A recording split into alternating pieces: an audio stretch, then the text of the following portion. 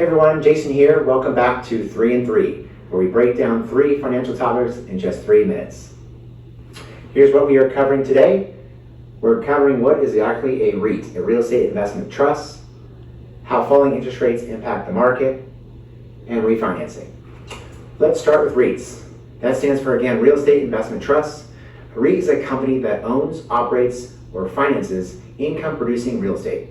Think office buildings, apartments, shopping centers, even hospitals. There are 3 main types. You've got equity REITs, which own physical properties and collect rent, mortgage REITs, which invest in loans or mortgage-backed securities and earned interest, and hybrid REITs.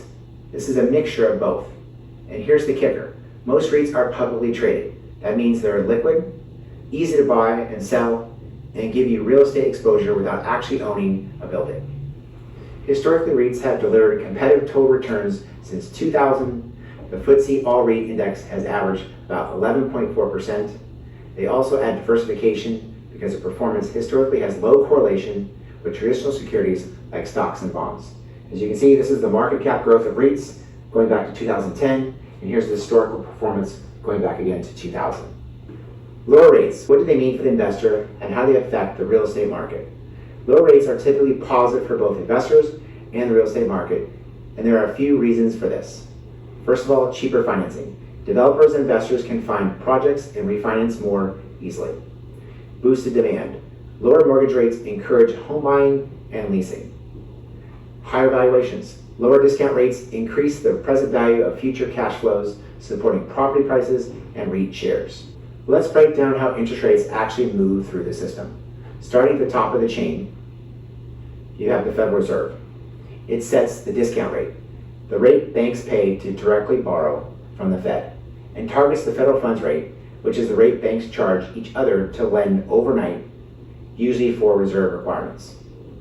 The interbank rate helps determine the cost of funds for banks, and that's where SOFR, the Secured Overnight Financing Rate, comes in.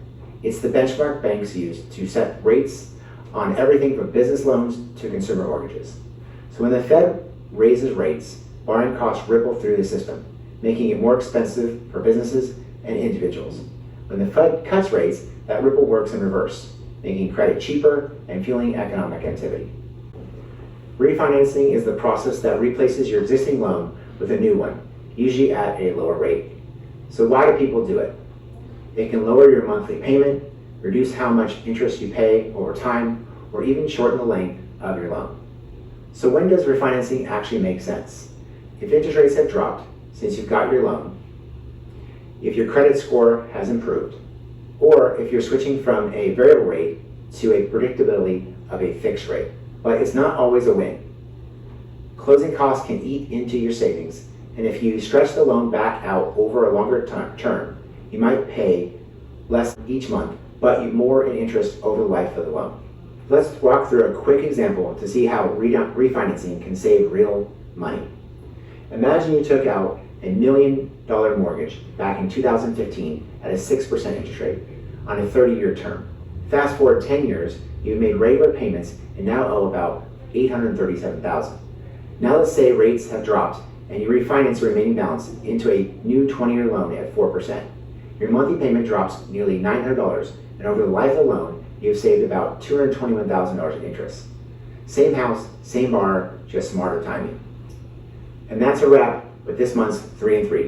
If you found this helpful, give us a like, share it with someone who might benefit, and if you don't forget to subscribe, you never miss an update. If you're wondering how it applies to your personal situation, we're here to help.